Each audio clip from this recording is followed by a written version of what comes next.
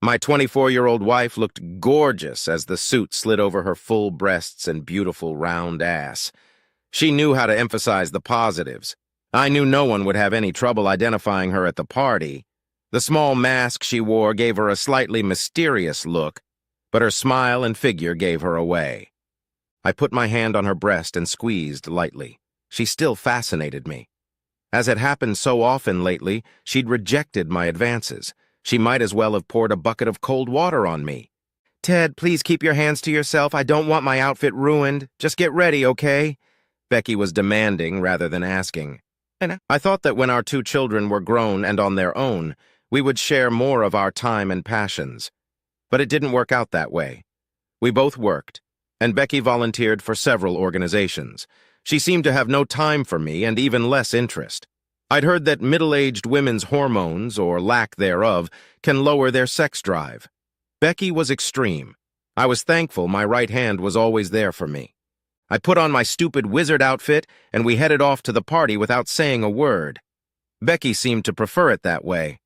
Linda and Jack were having their annual Halloween party. It had started 7 years ago and had gotten bigger every year. They rented a huge house and decorated it for the holiday. When did Halloween become a real holiday for adults? I wondered as we waited for the door to open.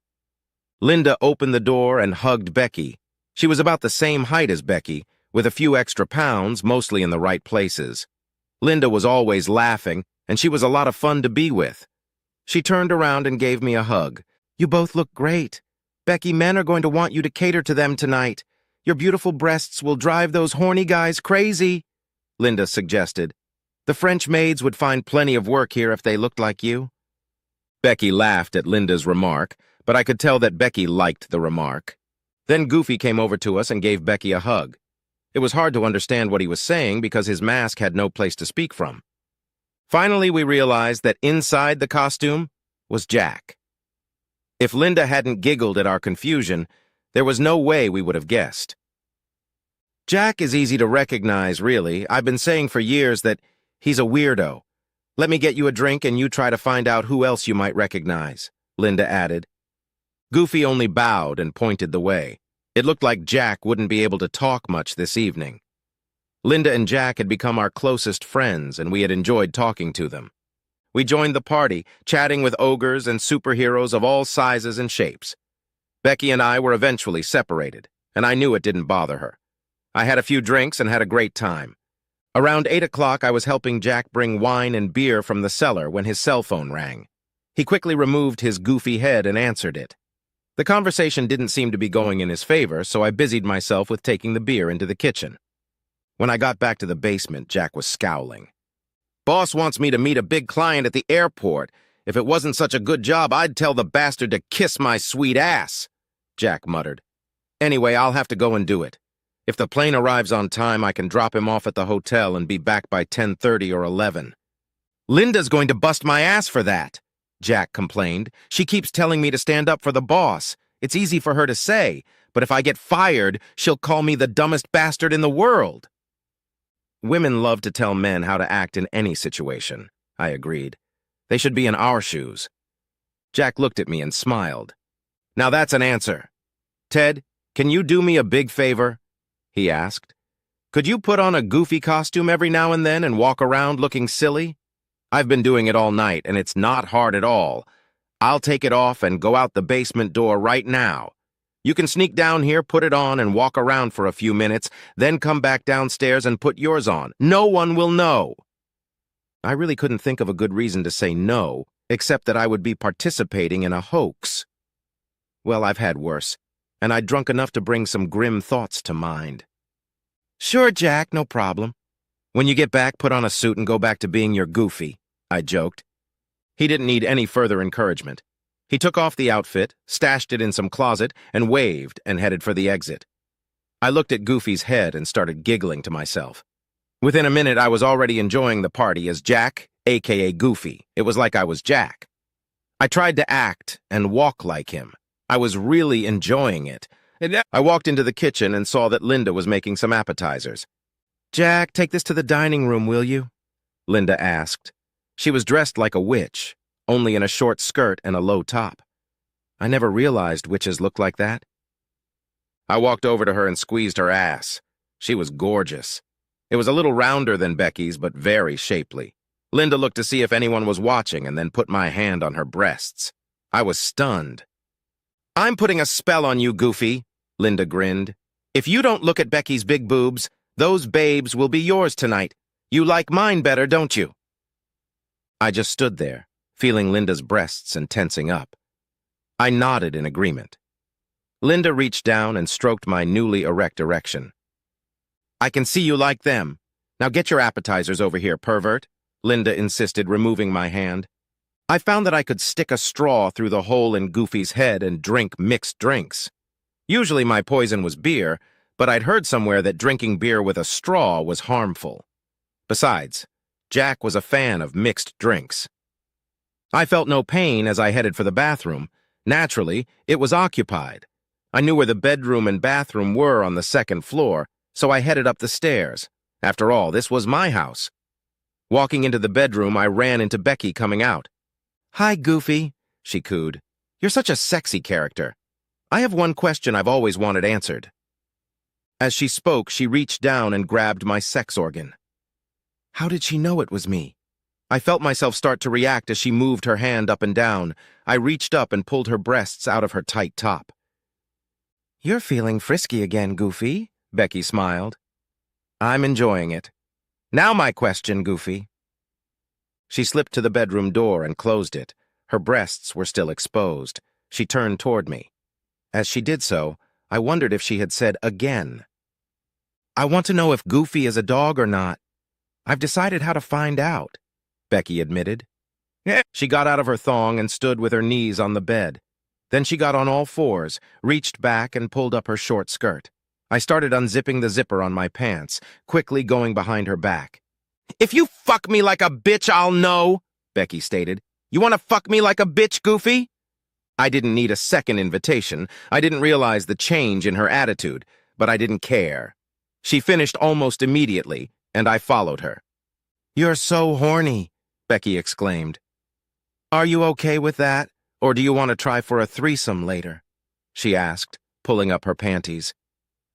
I was still trying to digest what she had told me. Try for a threesome? Had she asked if I was feeling horny again? Why was she like this? And how did she know I wasn't Jack?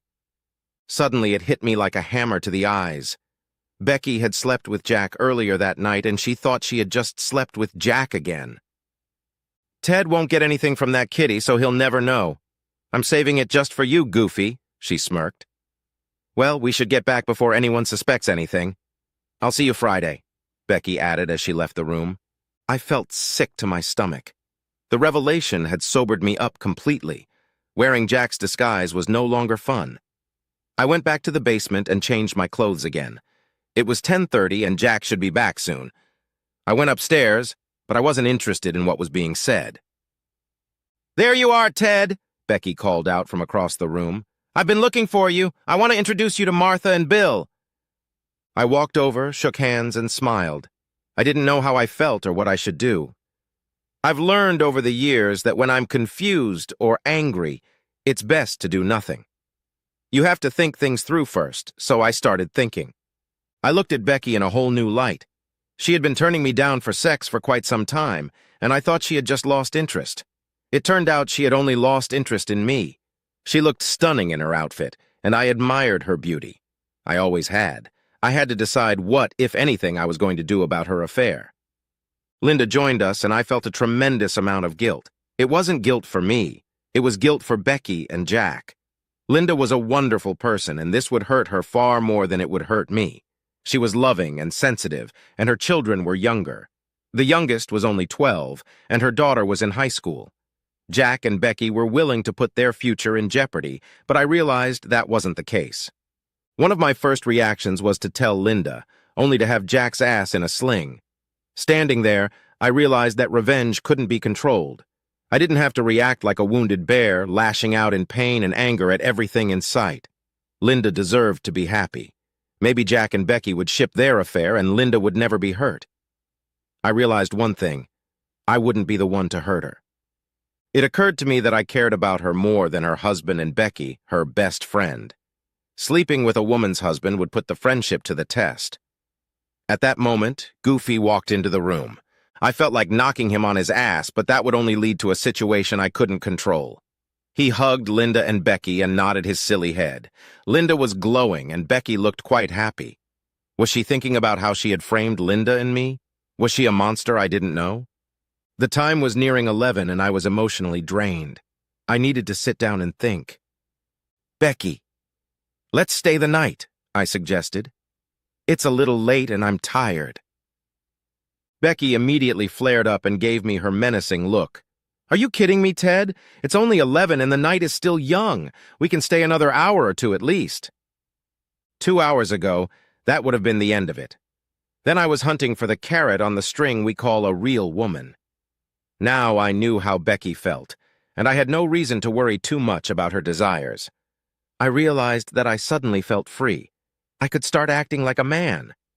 "You can stay out all night if you want, and I'm sure you'll find more than one man in that outfit to give you a ride home. Jack, Linda, thanks for a great time. See you guys soon." They stood with their mouths open as I spoke. I turned and headed for the door. As I closed the door, I heard Linda say goodbye. When I found the car and started it, Becky was already opening the door and yelling at me at the top of her lungs, jumping in.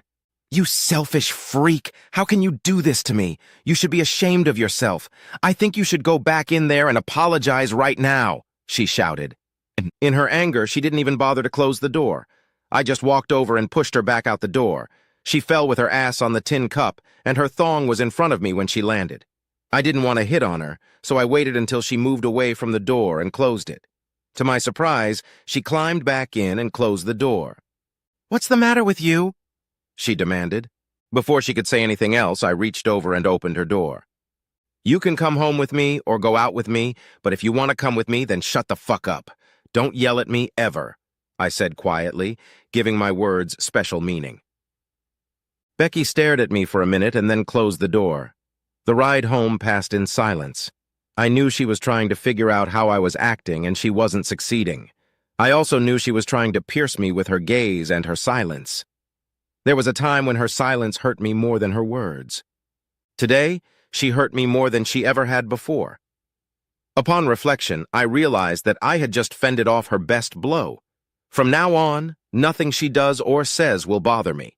She gave up control over me when she gave her ass to Jack. All I had to do was decide what to do next. When we got home, Becky hurried into the bedroom and locked the door. I walked up to her and kicked her. She shrieked as the joint flew past her and fell onto the bed. I gathered up almost all the clothes I would need and carried them to the spare bedroom. Then I grabbed my toothbrush, razor, and miscellaneous sundries and put them in the spare bedroom. Becky watched me but didn't say anything. Finally, I laid down in the guest bed and fell asleep like a baby. I got up early and went for a long walk. As I walked, I pondered my actions. I decided to proceed with caution. I didn't want to do anything that couldn't be undone. I had to have a purpose for myself. I couldn't wallow in self-pity.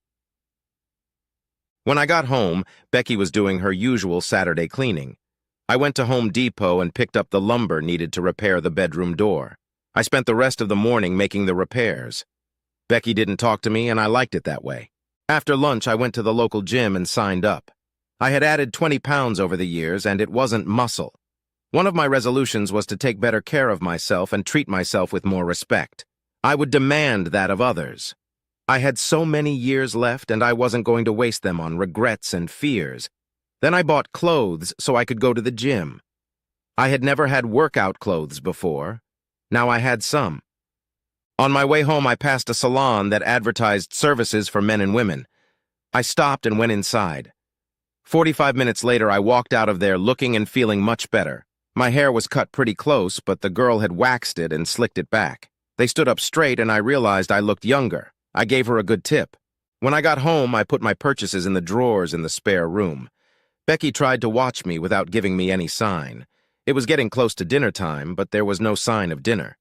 I changed into something more presentable and headed out for a quiet dinner. I had more time to think, and I enjoyed it. Becky wasn't telling me what I should do, what to order, or how to eat. After dinner, I sat at the bar and had a couple drinks. I chatted with a few people about politics and sports. Then I headed home. Becky was watching TV when I walked in. I smelled some kind of food but didn't see any signs of it. I grabbed a beer and went to my room, watched the news, finished my beer, and went to bed. Sunday, I got up early, put on one of my new tracksuits, and went for a run. At least I tried.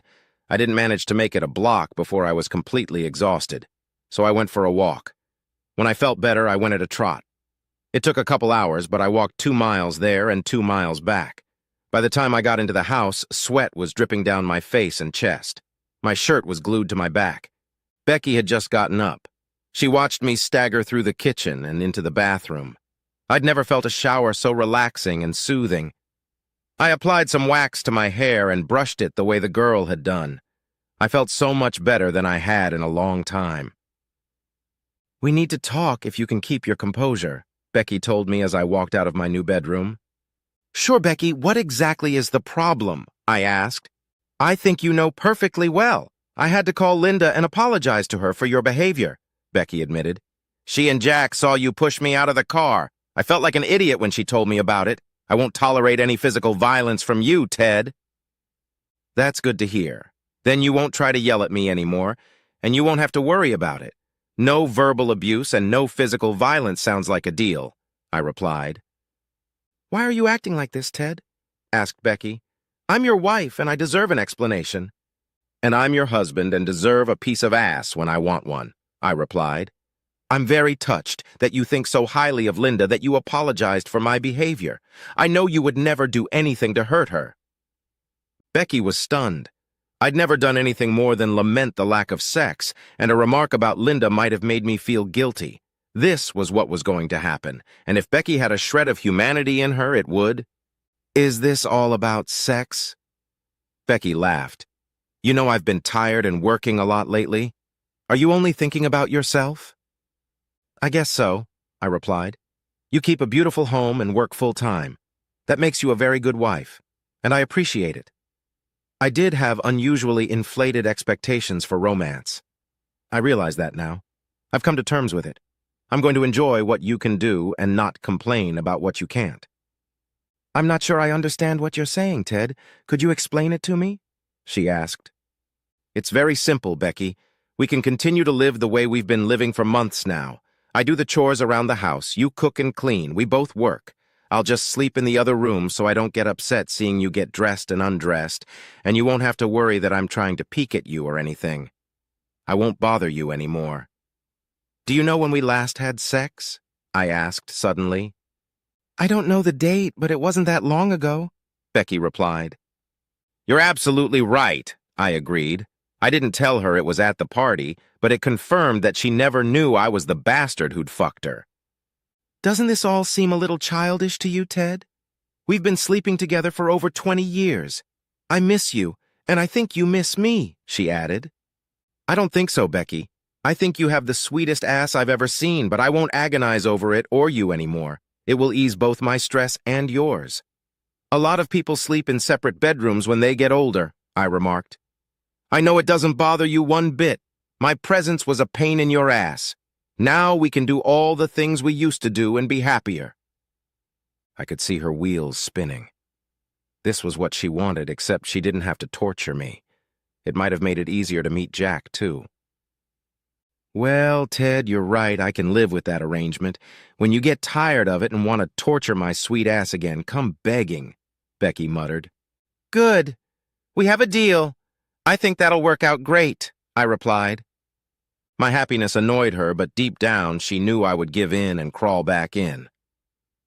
Monday was the first day of the rest of my life. I started getting up early and going to the gym. It was open 24 hours so I could get there by 5 and work out for 2 hours before I had to get ready for work. Becky would get up and get dressed for work while I showered and shaved. Every night she would cook dinner for us and we would watch TV or read in the evening. Friday morning she reminded me that it was Friday and that she was volunteering at the library that evening. She looked at me strangely when I laughed. "Sure, I know your love of books. I'll be fine. Stay as late as you want," I added. "At the library? You know they close at 11 on Friday," Becky told me. "Never mind. You might have to work on the Dewey Decimal System or something, I grinned. Becky was trying to figure out what I meant when I left that morning. I remembered her telling me, thinking I was Jack, that she'd see me on Friday. I remembered that he was volunteering at the library, too. Tonight, he was going to screw stupid Becky. That afternoon, a guy in the office asked if I knew how to bowl. I hadn't done it in years, but I'd always enjoyed it. He needed a replacement for a guy on his team. The one had an accident and broke his leg. I went and had a great time. I got home a little after 11 and Becky was already waiting for me. She was dressed for bed and looked very sexy. "Where were you tonight, Ted?" she asked. "I got home a little early and you weren't here." "I signed up for a bowling league on Fridays. That way it won't hurt you to leave me home while you go to the library," I replied. "I've been thinking about stopping those trips to the library," Becky replied. "I realize I'm wasting a lot of time on her." So what was going on? Did she and Jack have a fight or something? I could find out pretty easily. "No, Becky, you like it too much and they depend on you. I'm okay with that. I really like the guys I bowled with today, and now I'm going to do it on Fridays," I told her. "Tell you what, we can have Linda and Jack over for dinner tomorrow and I'll apologize for my boorish behavior. How's that sound?" I asked. Becky seemed hesitant, but gradually agreed. In the end, I didn't have an answer. "That would be great, Ted. I'll call them in the morning," Becky agreed. "Great, we're making it work," enthused I. "Good night, Becky," I said, heading to my room. Becky seemed like she wanted to say something else, but didn't. I got up early and ran again. Thanks to going to the gym and using the treadmills, I was able to cover more distance before I had to walk. As I ran, I pondered if Jack had had the opportunity to screw Becky last night. Then I realized it didn't really matter. I felt great. At dinner, I tried to be very friendly and welcoming to Linda and Jack. I told jokes, laughed, complimented Linda on her looks, and generally was a good host. I took the time to apologize for my sudden departure from the party. "I couldn't believe you left so quickly and told Becky she could use a ride," Linda laughed. "Most men would never dare leave a wife dressed the way Becky was dressed at a party. She wouldn't have been able to drive home safely with any man," she added. She was beautiful. By this time, Linda had had several glasses of wine and wasn't about to let it end. It didn't bother me one bit. "When you pushed poor Becky out of the car, I didn't know what to think. Surely it must have taken you a while to make amends, didn't it?" Linda asked. "I'll never make amends for what I did that night," I replied. "I'll live the rest of my life as a monk." Linda groaned. "I think you're too young to give up," she grinned. "Your wife is too hot to give up sex. Look at her." Becky did look stunning. Her dress was simple and not too low cut. The skirt was quite short and showed off her gorgeous legs. My legs were still a little sore at the thought of what I had lost. "I didn't say Becky would have to go without clothes," I corrected Linda. "I just said I wouldn't drink from that well." Linda burst into laughter and I joined her. Becky and Jack didn't seem to get the humor as well as Linda and I did. Becky gave a strained smile and Jack just shook his head. We had a great evening with Jack and Linda. Finally, they thanked us and left. I picked up some appetizers and took them into the kitchen. Becky was there and turned around when I walked in. "Ted, we've been doing this for a week now. Don't you think it's time for you to come back to bed with me?" she asked. "You shouldn't be sleeping alone in this room." "Thank you, Becky. You're very generous, but it doesn't look like it's going to work. Look how much fun we had tonight. Now I can get a good night's sleep without bothering you or myself. Good night, Becky." I didn't even shake her hand. I'd avoided any contact with her since Goofy fucked her at the party. She seemed disappointed, but such is life. For the next 8 weeks, my life worked out fine, except for my marriage. I reasoned that overall things were much better than before. My whole life was crap when Becky had an influence on me. Becky had become somewhat moody. Every now and then she would try to seduce me with revealing outfits and a few suggestive remarks. I think she missed her ability to make me miserable. She was a beautiful woman, but willful. Most of the time she played by my rules and we got along. I always resisted any of her attempts to lure me into her bed. Summer was approaching, bowling was over, and I was home again on Fridays. I went to the gym every day. I did gain a few pounds, but my waist had shrunk from a size 36 to a size 34. This seemed strange to me. Why should my belly be smaller and my weight bigger? Since there was no bowling and Becky was volunteering at the library, I started running on Friday nights. I met a lot of people on the route I was running. I was able to run a full 6 miles without stopping just to chat. I felt like I could run forever. Because of the summer heat, I ran shirtless on Fridays. The mornings were cool enough so the shirt didn't bother me. One Friday evening I got home just before dark. I was covered in sweat from working out.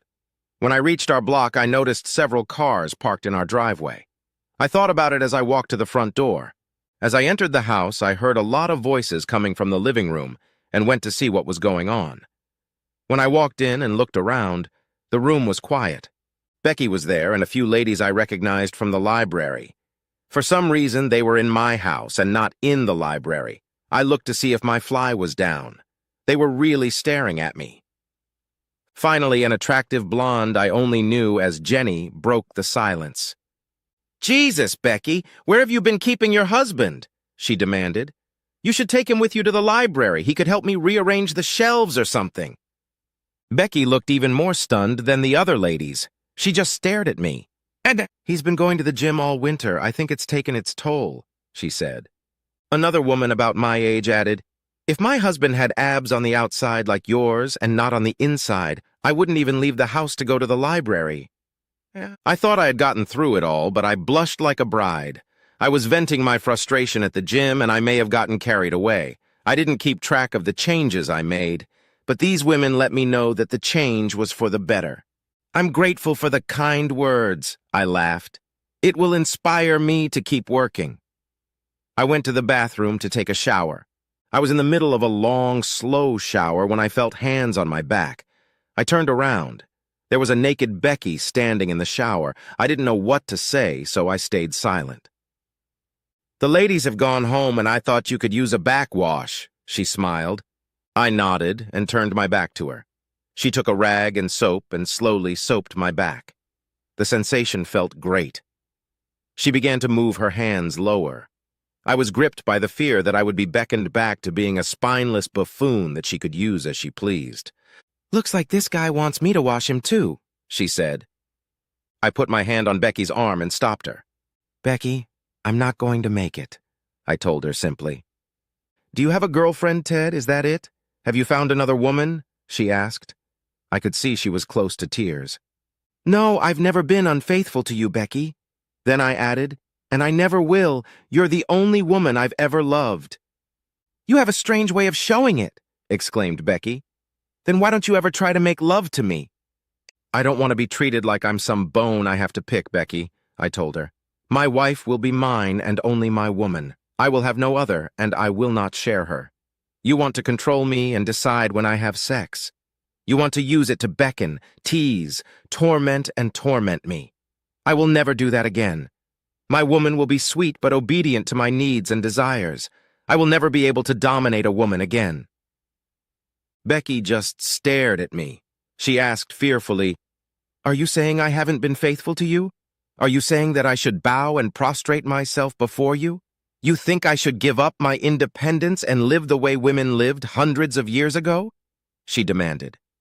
"Becky, I'm not suggesting anything. You know who and what you are, what you've said and done, and with whom." I continued, "I know that my woman will be my partner and equal to me, but will defer to my wishes, as I believe a woman should do. You are free to disagree and continue to live your life as you do. I have no disagreement with that. I will not live the way I lived before I moved into my own room. You can join me in my world, or you can live separately. I have decided what is best for me, and I am content with that. If you're happy with your life, don't change it one bit." Becky cried back, "I just don't know what you want, and if I find out, I might not be able to do it. Can't you just come back to me? I'll be so much better for you, please." I turned off the shower and toweled her dry as I spoke. "Becky, you know what I want, and you can do it. You may not want to do it. I accept that," I told her. "I've chosen my course, and I feel fine. Except for not having you, my life is successful. If you can say the same about your situation, then we're both lucky to have what we have." Becky, you decide for yourself what you want. But you won't have me until you tell me the truth, and the whole truth at that, I stated. You keep talking like there's some secret or something, Becky whined. What do you think there is? What do you want from me? You know the answers to all your questions, Becky, I replied. If and when you decide to be completely honest with me and accept my terms, let me know. With those words, I escorted her beautiful naked body out the bathroom door. I realized that she still had a hold on my heart, but I would never go back to the way I was. I decided I was beyond the devil and made a decision. I went and knocked on Becky's door. Becky, since you don't have anything to do at the library tonight, why don't you have dinner with me? I asked through the door. I wondered if she heard me when I got my answer. Give me 20 minutes to get ready, Ted. I'll be glad to go to dinner, she said. 40 minutes had passed when I pulled up in front of a nice Italian restaurant across town from our house. Becky looked concerned as I parked the car. I don't know this place, Ted. I've heard it's not very good, Becky offered. I don't know who would say that. It's pretty well known as the best restaurant around, I replied. We walked through the door and I turned to the hostess. We need a table for two, please. She seemed to look at Becky for a second longer than necessary and then motioned for us to follow her. I escorted Becky to our table. She was beautiful as usual. Then I noticed that she was agitated. I thought it was because of our previous conversation, so I tried to put her at ease. Becky, I just want to have a nice dinner and relax. You're too beautiful to be sad. Smile and enjoy yourself, I advised. Remember that little restaurant on Maui we had dinner at once? I asked. She smiled, remembering the time I was talking about. That was so much fun. I've never... Becky, how have you been? I haven't seen you in a while. Where's Jack? The stranger asked, approaching our table. I looked up to see the gentleman, who I realized was the owner of the restaurant, standing at our table. He smelled like the owner. Becky was as white as a ghost and trembling. I stood up and extended my hand to the man. Hello, I'm Ted, Becky's husband. Are you the owner of this establishment? I asked. He was nervous now, shifting his gaze from me to Becky. He took my hand and struggled to choose his words. I'm Anthony, he told me. I'm the owner, and I want to thank you for having lunch with us. If you are not satisfied with anything, please let me know. With those words, he turned and hurried into the kitchen. I sat back down. Becky looked like she was about to finally break down. I didn't want that to happen. Making her miserable was not in my plans. He seemed like a nice guy, I smiled. The food has to be good, or I'll let him know about it.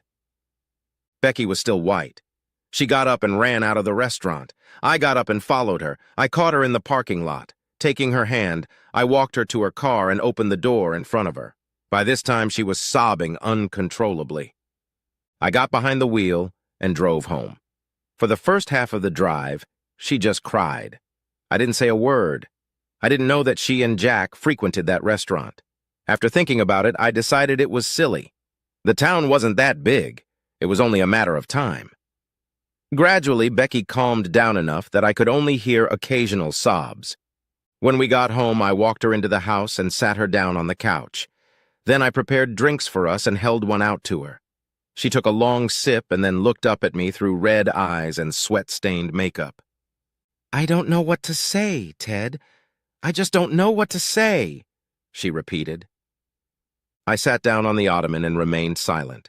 It was up to her now. He knew me because Jack and I had been going there on Friday nights for weeks. We'd leave the library at 7, have dinner, and then... She hesitated, and I waited. Then we'd have sex, Ted. We'd drive to the hotel or just do it in his car if we didn't have time to get to a motel, she admitted. I know you're going to leave me now and I deserve it, she cried. It took a few minutes before her tears subsided and I waited. She was hurting, and that's the way it should be. I just sat there and waited. I didn't want to make it any easier for her. Ted, are you going to divorce me? She finally managed to ask. It's not my place to answer questions, I replied, but I want to ask you a few. I took her hands away from her eyes and forced her to look at me. Do you love Jack? Do you want to destroy Linda, your so-called best friend? Do you even care how I feel? How long have you been doing this? How many other affairs have you had? I asked at a fast pace. I could see her flinch at my questions. No, I'm not in love with him. I don't even think I like him anymore, Becky moaned. I feel terrible about Linda. I didn't even think of her when it happened, and it's to my shame. It all started last fall, the week before the Halloween party. We got too chummy doing that library crap, and one thing led to another. Next thing I know, Jack has me in the back seat of the car like a couple of kids. I was thrilled with his attention. Then he insisted that I not have sex with you. It was the control that tickled him to no end. When you got so angry at their party that night, I broke up with him. You scared me that night. You'd changed, and I was afraid you knew. The fact that I turned you down for sex that night wasn't so funny. I've been living in hell for the last 6 months, Ted. Are you telling me there were no others? That you were done with Jack months ago? I asked. Remember when you wanted Jack and Linda to come over for dinner and you joked about going to the well? Becky asked. I thought you knew then, and I was scared to death. After the party, I had already decided that I would never see Jack again, but this just solidified it for me. Your behavior was so strange then. It seemed like you were treating me like an outcast or something. I was sure you knew, but you never said anything, Becky mused. And then today, when I saw how amazing you looked, I felt so bad I wanted to die. That's when I decided I was going to bring you back, Becky admitted. That's when I came to your shower. When you rejected me, it made me want to die. And when Anthony asked for Jack and learned my name, I broke down. I don't want to live like that. I can't. What do you suggest, Becky? I asked. What do we do next? How can I trust you? Why should I trust you? You thought it was funny to turn me off at the whim of a married man you were having an affair with. How am I supposed to feel about that? I asked. I don't know, Ted. You're right not to trust me. I hope you don't tell Linda. She doesn't deserve to be treated the way I treated her friendship, Becky sobbed. Becky, do you want a divorce? Tell me if you want one, I urged. I won't contest it, and we can split everything between us if that's what you want. No! I want you to love me like you used to. Maybe you can't, but that's what I want, and that's what you asked for, Becky shouted. Becky, I've changed. I won't love you like I used to. I've already told you my terms. This is the first step. You're finally telling me the truth. It's been hard for you, but it might be even harder from here on, I warned. What do you mean, Ted? Asked Becky. Is there a chance? Becky, I decided a long time ago what I would do at this point. Remember the party and Goofy? I was in that costume for a while, and I thought you recognized me somehow. It took a while before I realized that you had mistaken me for Jack, I admitted. I didn't know. It could have been anyone. Becky sighed. I'm such a horrible slut. No wonder you don't want to sleep with me. I don't deserve to be happy. Becky, this is what I decided many months ago. I love you like I've never loved anyone else. I've never seen a more desirable woman. In order for us to be together, I have to trust you, I stated. If I have to trust you after you let me down, then I'll expect you to trust me after I let you down. I don't understand, Ted. You've been unfaithful? What are you saying? Becky pleaded. I failed to give you the strong hand and attention you needed. I was weak and I let you have everything to hold you back. I won't do that again, I assured her. I am filing for divorce today. Goodbye,